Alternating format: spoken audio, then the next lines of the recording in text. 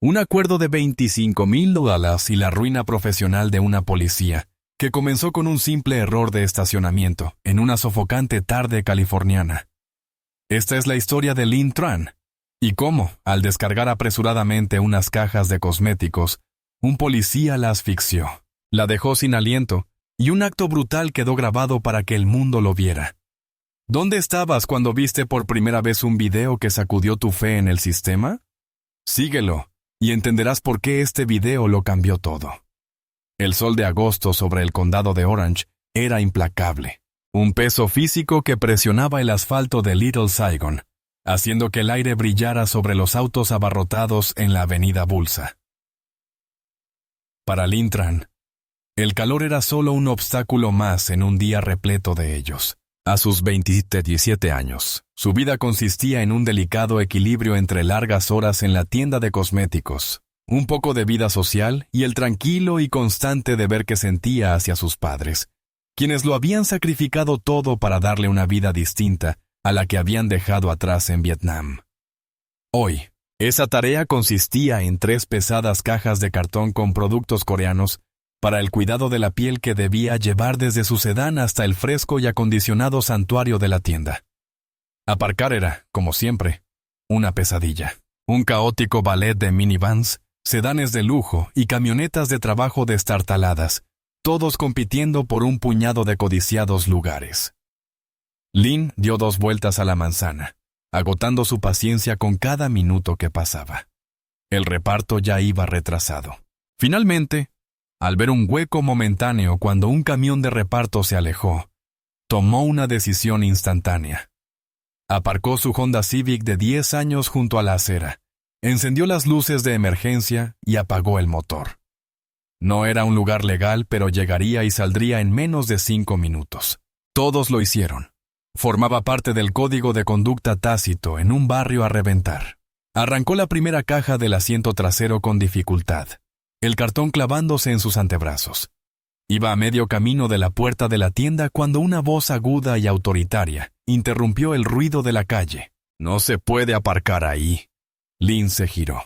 Una patrulla policial se había materializado detrás de su coche, y su presencia absorbió de inmediato la energía despreocupada de la calle. De pie junto a ella se encontraba un hombre que parecía construido a partir de la hostilidad pura. El agente Bradley Scott tenía 38 años.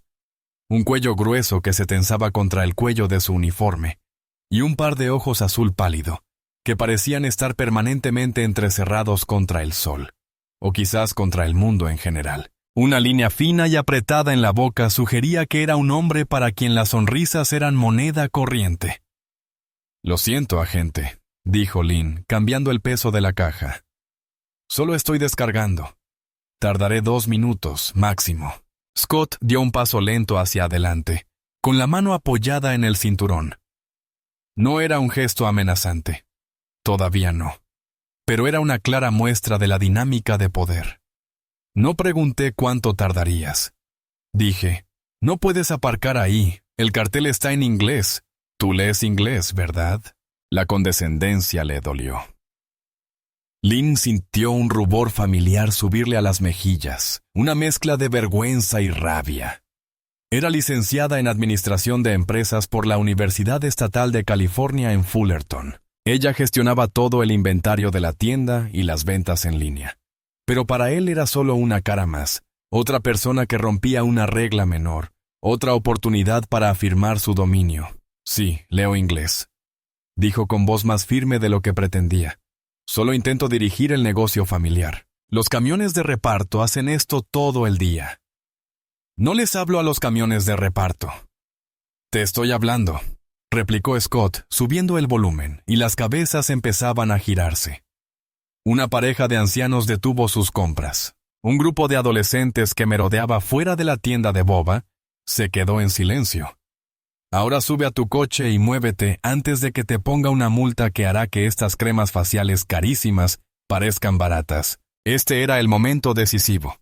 El momento en el que podía tragarse el orgullo, disculparse profusamente, volver a su coche y dar vueltas a la manzana durante otros 15 minutos. Era el camino de menor resistencia, el que sus padres le habrían aconsejado. Jung Lon Chuen. La voz de su madre resonó en su mente. No hagas un escándalo. Pero el insulto, la humillación pública, la absoluta injusticia de ser señalada por algo tan trivial, se convirtió en un nudo de desafío en su pecho. No había hecho nada malo. No, la verdad.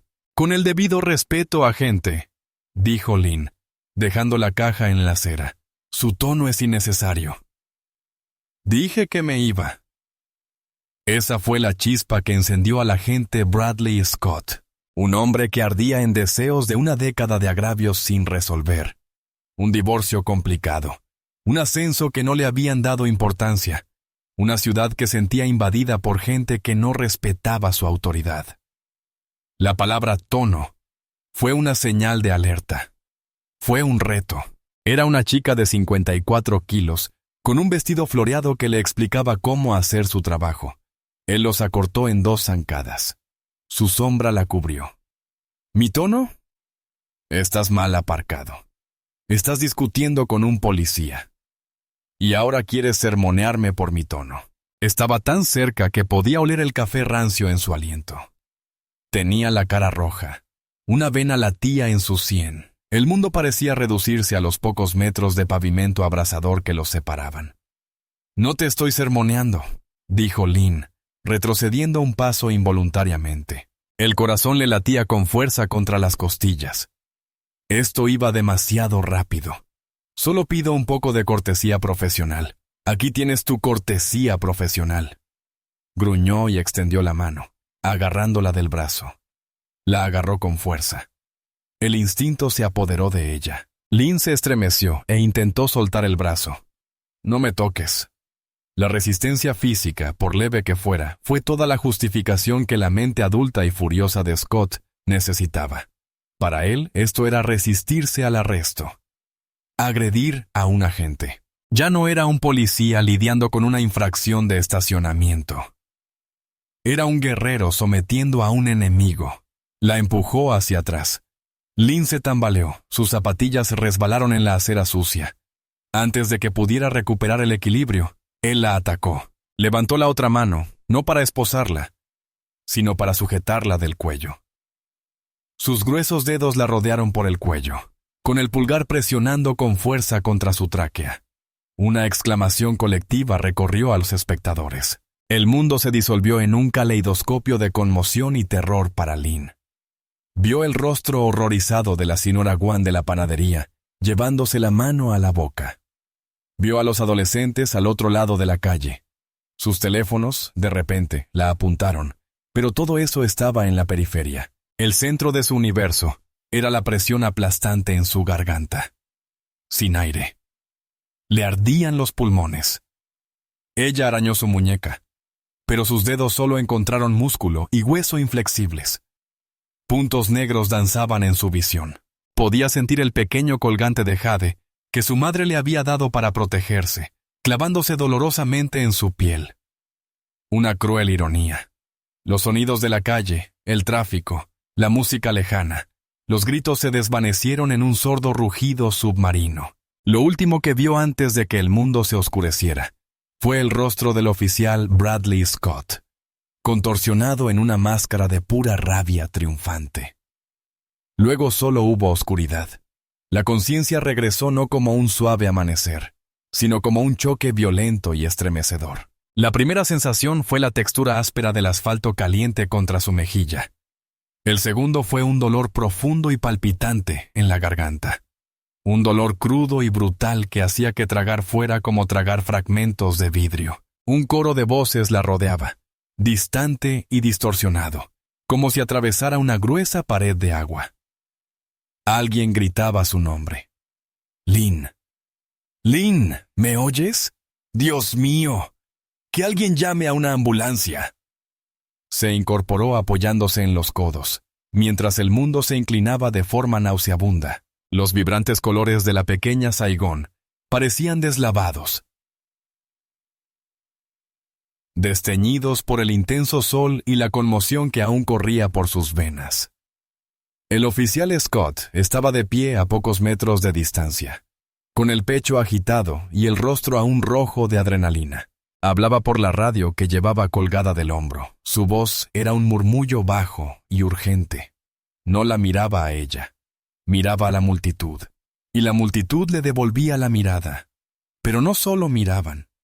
Estaban grabando al otro lado de la calle. El chico de instituto, un chico flacucho llamado Marcus, que solía pasar las tardes intentando dominar nuevos trucos de skate, sostenía su smartphone con manos temblorosas. Su pantalla estaba en vivo. El pequeño recuadro rojo en la esquina lo confirmaba. No había tenido la intención de convertirse en periodista ciudadano. Había visto al policía ponerse agresivo. Y como cualquiera de su edad, su primer instinto fue grabar. Creyó que estaba capturando un momento Karen, un policía al que le gritaban. Nunca imaginó que grabaría una agresión. Sus imágenes borrosas lo mostraron todo, sin filtros e innegables. Mostraban a Lynn manteniéndose firme, sin agresividad, sino con una dignidad serena. Mostraban la invasión de Scott a su espacio personal. Mostraban su mano agarrándola del brazo y luego con una claridad aterradora. Mostraban cómo la empujaba y le rodeaba el cuello con las manos. El video capturó el momento en que su cuerpo se desplomó. La forma en que la sujetó por un segundo de más, antes de dejarla caer al suelo como un saco de harina. El audio fue igual de contundente. Captó las exclamaciones de asombro de la multitud y a una mujer gritando, «¡La está asfixiando!». Ese video, transmitido en vivo a sus aproximadamente 200 seguidores, ya estaba siendo grabado y compartido. Saltó de las historias de Instagram a las publicaciones de Twitter, de los grupos vecinales de Facebook a los chats de WhatsApp. Cada vez que se compartía, perdía su contexto original, dejando solo la esencia cruda y brutal. Un policía blanco asfixiando a una mujer asiática desarmada, dejándola inconsciente por una disputa de aparcamiento. El incendio digital había comenzado y el agente Bradley Scott se encontraba en su epicentro. Los padres de Lynn llegaron, llamados por la frenética llamada del dueño de una tienda vecina. Su padre, un hombre cuya expresión habitual era de silenciosa resignación, forjada por décadas de penurias, parecía completamente destrozado. Su madre corrió a su lado, acariciando con las manos el rostro, el cuello y los brazos de Lynn, como si comprobara si su hija seguía entera. Susurró palabras frenéticas y cariñosas en vietnamita, con la voz cargada de un terror que Lynn no había oído desde que falleció su abuela. Llegaron los paramédicos, seguidos de más patrullas. La escena fue acordonada rápidamente, convirtiendo una acera pública en una escena del crimen donde Lynn, inexplicablemente, se sintió la principal sospechosa. Una agente le hizo una serie de preguntas cortantes y distantes. ¿Lo amenazaste? ¿Hiciste algún movimiento agresivo? ¿Te negabas a cumplir una orden legal? Cada pregunta era una punzada cortante, que plantaba la semilla de una narrativa que Lynn sabía con una certeza escalofriante que se estaba construyendo en tiempo real para proteger al hombre que la había agredido. Negó con la cabeza.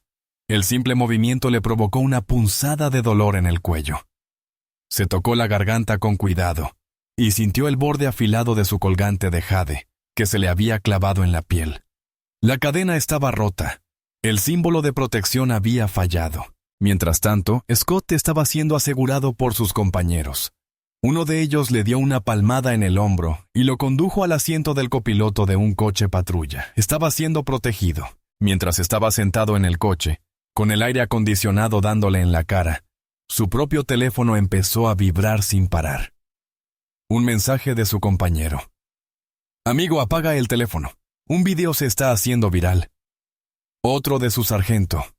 «Vuelve a la comisaría ya». La rabia que lo había alimentado minutos antes se estaba enfriando rápidamente, convirtiéndose en una nube de miedo frío y duro. Había sido policía durante 15 años. Había estado en apuros. Tenía 3 denuncias previas por uso excesivo de la fuerza, todas ocultadas por el sindicato, y un departamento que prefería gestionar sus problemas internamente. Pero esto era diferente. No había visto el teléfono hasta que fue demasiado tarde. No había considerado el mundo que existía ahora, un mundo donde cada ciudadano era una cámara en potencia, cada acera un plató de cine en potencia. Había actuado impulsado por la ira instintiva y el mundo lo observaba. La furia de la comunidad apenas comenzaba a arder. La indignación digital era un maremoto a punto de alcanzar su punto máximo. Y en la parte trasera de ese coche patrulla, con el llanto de su víctima justo al otro lado de la ventana, el agente Bradley Scott supo que su vida acababa de partirse en dos. Las luces fluorescentes de la sala de reuniones de la comisaría zumbaban con un zumbido indiferente, un marcado contraste con la tormenta que se avecinaba dentro y fuera de sus paredes. Para el agente Bradley Scott, esta sala siempre había sido un lugar de seguridad, camaradería, historias compartidas y humor negro. Ahora parecía una jaula. Al otro lado de la mesa estaba sentado su representante sindical, un hombre llamado Henderson, con el rostro cansado y la calma experimentada de quien ha navegado por estas aguas muchas veces. «De acuerdo, Brad», dijo Henderson en voz baja y tranquila.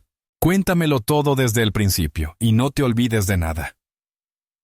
Este era el momento crucial donde se forjaría la historia oficial. El informe inicial de Scott, escrito en un torbellino de adrenalina y miedo, era un esqueleto. Ahora era el momento de añadir la fuerza y el sentido de una narrativa defendible.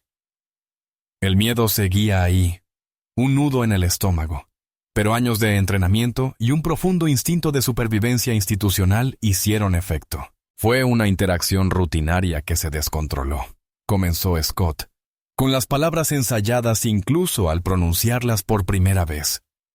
La señorita Tran estaba aparcada ilegalmente, lo que suponía un peligro para el tráfico. Le indiqué que moviera el vehículo. Se puso inmediatamente agresiva. Henderson asintió lentamente, sin pestañear. ¿Beligerante? ¿Cómo? Defínelo para el informe. Verbalmente abusivo, dijo Scott. La mentira cobraba fuerza. Ella gritaba y me acusó de acosarla. Mantuve la calma y repetí mi orden legal. Se negó a obedecer. Me enfrentó y empezó a señalarme el pecho con el dedo. Él estaba pintando un cuadro, pincelada a pincelada.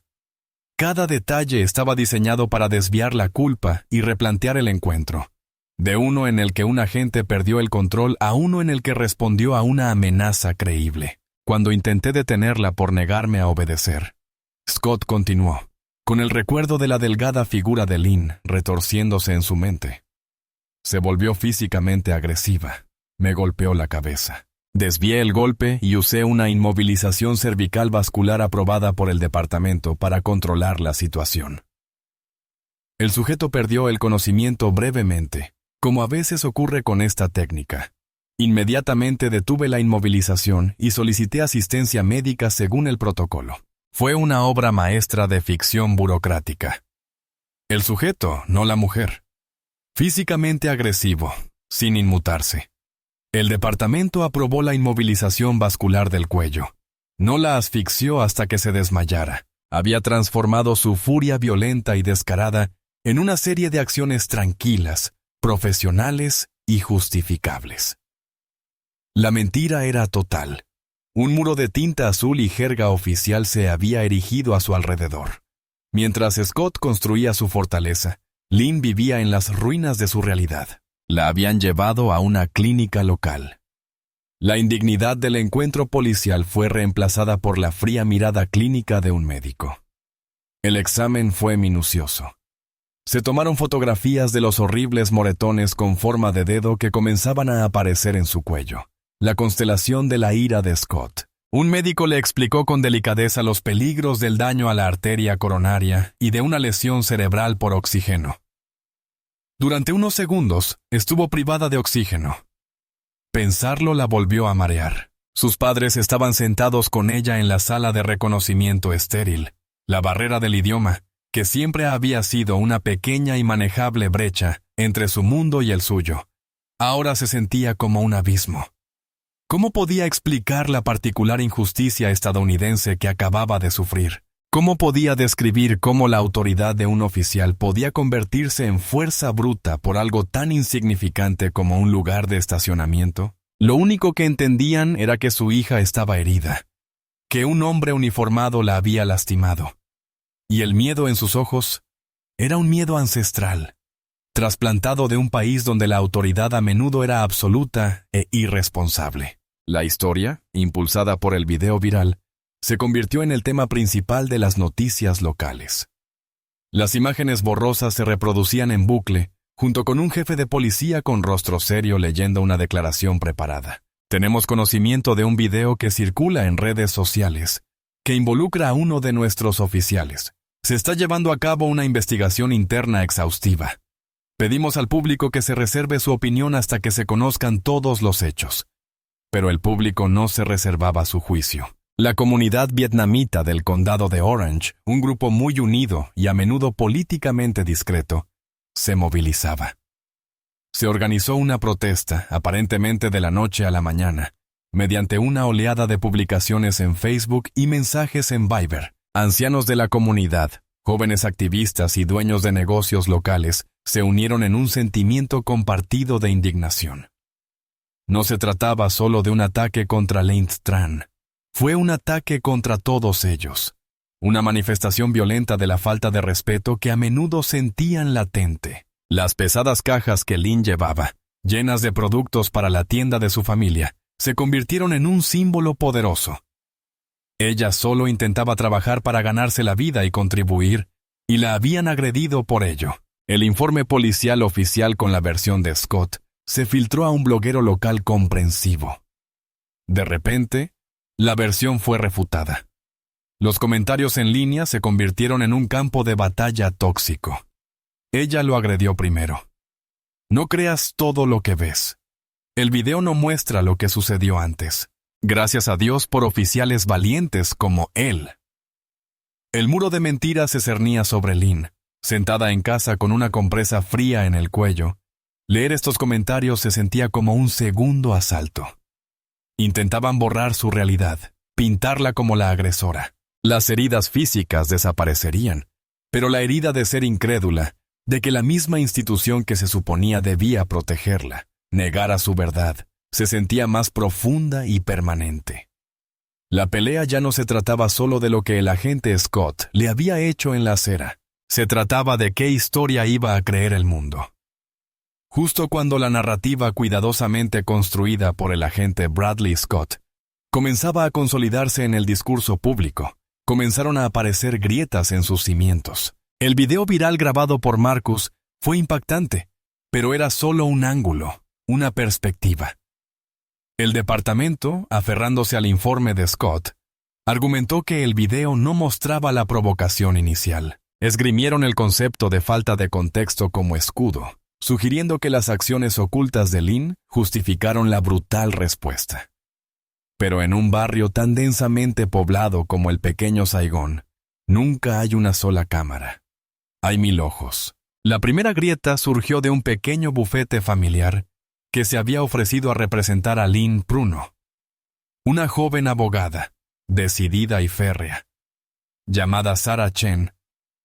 Sabía que la única manera de luchar contra una institución poderosa era con pruebas contundentes e irrefutables. Ella y un parailegal pasaron 2 días recorriendo la avenida Bulsa, entrando en cada tienda, cada restaurante, cada salón de uñas, y haciendo una simple pregunta: ¿tu cámara de seguridad da a la calle? Mucha gente dudaba, temerosa de involucrarse, de atraer la atención equivocada, pero la señora Guan, dueña de la panadería, cuyo rostro horrorizado se veía en el video de Marcus, no dudó. Ese hombre lastimó a esa pobre chica, dijo en un inglés con acento, con la voz temblorosa de ira. Te lo mostraré. Su sistema de cámara era antiguo, las imágenes eran granuladas y en blanco y negro, pero su ángulo, desde el otro lado de la calle y ligeramente elevado, era perfecto. Había captado toda la interacción desde el momento en que llegó la patrulla de Scott. Mostraba el coche de Linh con las luces de emergencia encendidas. La mostraba hablando tranquilamente con Scott. Fundamentalmente, mostró que sus manos no se apartaron de sus costados hasta que él la agarró. No hubo acusaciones. No hubo posturas agresivas. El video desmanteló sistemáticamente la primera mitad de la mentira de Scott. La segunda grieta apareció cuando el dueño de la tienda de té Bob, Incitado por sus empleados adolescentes que habían presenciado el incidente, revisó su propia cámara a color de alta definición montada sobre la puerta. Este ángulo era más cercano, lo que capturó el audio con una claridad sorprendente. Se podía oír el tono cortés pero firme de Lynn. Se podía oír la voz de Scott, cada vez más grave, cargada de desprecio.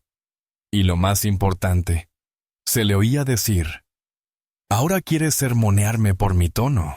La frase que demostraba que no reaccionaba a una amenaza, sino a un aparente desaire a su autoridad.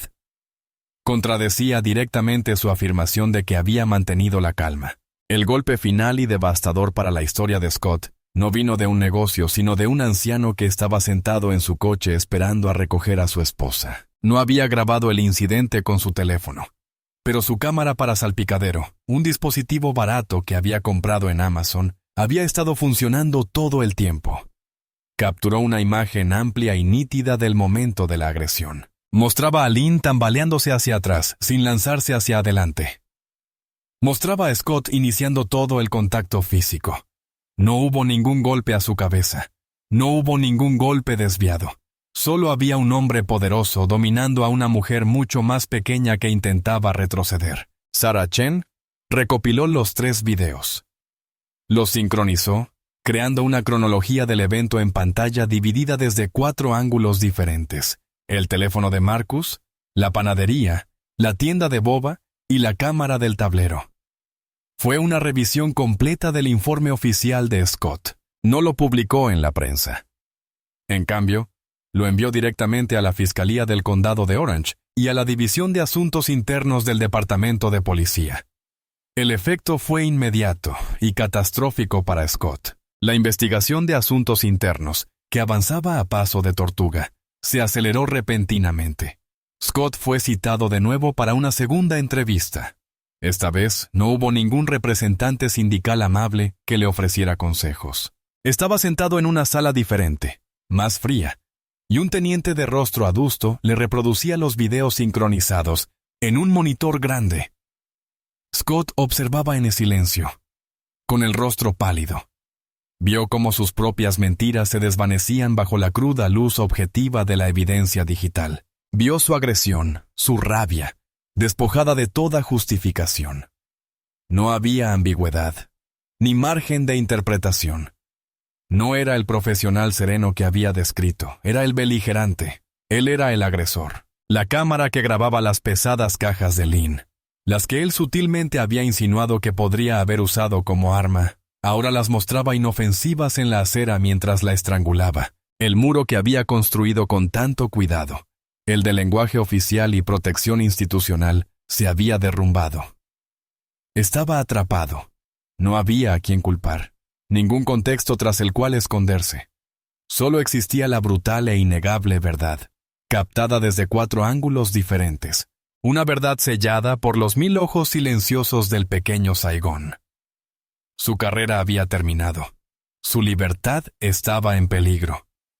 Y todo había sido destrozado por un puñado de cámaras de seguridad baratas y la memoria colectiva de una comunidad que se negaba a ser silenciada. El final, cuando llegó, no fue un dramático enfrentamiento judicial, sino un desenlace burocrático silencioso. Ante una montaña de pruebas en video y la amenaza de una demanda masiva por violación de derechos civiles, la ciudad actuó con rapidez para reducir sus pérdidas. El agente Bradley Scott fue despedido. El jefe de policía ofreció otra conferencia de prensa, esta vez con un tono más sombrío. Habló de violaciones a las políticas y de la falta de desescalada. Nunca usó la palabra crimen. Nunca usó la palabra agresión. No ofreció ninguna disculpa directa a Lynn Tran. Unas semanas después, llegó una oferta de acuerdo a la oficina de Sarah Chen. La ciudad pagaría a Lynn $25,000 para resolver todas las reclamaciones. No se requería ninguna admisión de irregularidad. Lynn se sentó con sus padres y Sarah en la pequeña mesa de la cocina. La carta oficial estaba junto a un plato de mangos rebanados. $1,000. Era una cantidad considerable de dinero para ellos, más de lo que su padre ganó en 6 meses trabajando en la planta de ensamblaje. pero se sentía insignificante. Se sentía insultantemente insuficiente comparado con el trauma, la humillación pública, el momento aterrador en el que pensó que podría morir en una acera sucia. «No es suficiente», dijo su madre con un susurro feroz. «No es justicia por lo que hizo». Su padre, sin embargo, lo vio de otra manera. Tocó la carta con un dedo calloso. «Están pagando», dijo en voz baja. «En Estados Unidos, cuando pagan, significa que saben que se equivocaron. Nunca dirán las palabras, pero el dinero lo dice por ellos. Lo aceptamos». Terminamos con esto. Seguimos adelante. Era el pragmatismo de un sobreviviente. Un hombre que había aprendido que la verdadera victoria no siempre consistía en grandes declaraciones, sino en asegurar un futuro mejor y más seguro. Lynn lo entendió. Firmó los papeles. Bradley Scott desapareció de la vida pública. Se mudó del condado, amargado y derrotado, contándoles a los pocos amigos que le quedaban que era víctima de una cacería de brujas política, una víctima de la guerra contra la policía. No se veía a sí mismo como un agresor que perdió el control, sino como un mártir sacrificado por el bien de las relaciones públicas. Nunca expresó un ápice de remordimiento. Para Lynn, el periodo posterior fue un viaje extraño e inesperado. Se depositó el cheque del acuerdo, una transacción discreta que resultó decepcionante.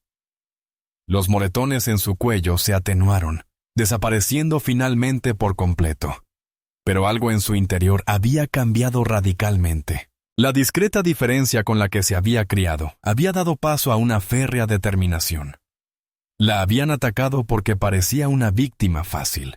Una joven asiática que él suponía que se sentiría demasiado intimidada para defenderse. Se había equivocado. Al principio, empezó a asistir a las reuniones comunitarias solo para escuchar, pero la gente sabía quién era. Le pidieron que hablara. La primera vez que se subió a un podio le temblaban las manos y su voz era apenas audible. No hablaba de ira, sino de dignidad. Habló de las reglas tácitas de la vida inmigrante. Trabajar duro, guardar silencio, no causar problemas. Seguí esas reglas, le dijo a la sala abarrotada. Y no me protegieron. Callarse no te protege. Ser visto, ser escuchado, esa es nuestra única protección. Su voz se fortalecía con cada relato. Se convirtió en una figura constante en las reuniones del ayuntamiento. Una firme defensora de la reforma y la rendición de cuentas policial. Se unió a la junta directiva de una nueva organización sin fines de lucro, que brindaba asistencia legal y capacitación en intervención con testigos presenciales a comunidades inmigrantes. Usó parte del dinero de su acuerdo para comprar y distribuir cámaras corporales para un grupo de vigilancia comunitaria local. Una respuesta directa a los miles de ojos que la habían salvado. El colgante de jade roto que su madre le había regalado estaba guardado en una pequeña caja. En su lugar, ahora llevaba una sencilla cadena de plata, un regalo para sí misma. No era un símbolo de la protección otorgada por otros, sino de la fuerza que había descubierto en su interior. Seguía trabajando en la tienda de cosméticos de Little Saigon. Seguía descargando cajas pesadas de su coche. Pero ahora, cuando pasaba un coche patrulla, no sentía ni un atisbo de miedo. Sostenía la mirada de la gente, no con desafío, sino con una confianza serena e inquebrantable. Ya no era solo Lynn Tran, hija de inmigrantes, encargada de una pequeña tienda. Ella era una voz, una sobreviviente, un recordatorio de que a veces la justicia más profunda no se trata del dinero que recibes, ni del castigo que sufre otro. Se trata de tomar el peor momento de tu vida y transformarlo en un escudo para otros. Asegurar que lo que ocurrió bajo la cruda luz del sol californiano nunca vuelva a ocurrir en la oscuridad. La historia de Lynn Tran y Bradley Scott sirve como un duro recordatorio de lo rápido que un día rutinario puede convertirse en una pesadilla y de cómo el poder, sin control, puede volverse monstruoso. Es un testimonio de la valentía de una comunidad que se negó a guardar silencio y del innegable poder de la verdad en la era digital. Aunque el sistema ofreció un cheque y una notificación de despido, La verdadera justicia se forjó después, en la transformación de Lynn de víctima a defensora, y en la decisión colectiva de que su historia no sería un final, sino un comienzo. Nos recuerda que la rendición de cuentas no se trata solo de castigar a los culpables. Se trata de construir un mundo donde tales abusos de poder ya no sean posibles. ¿Qué parte del viaje de Lynn te impactó más? ¿Alguna vez has presenciado algo que te haya impulsado a actuar o has dudado? Comparte tu opinión en los comentarios, porque cada voz cuenta en la lucha por un mundo más justo.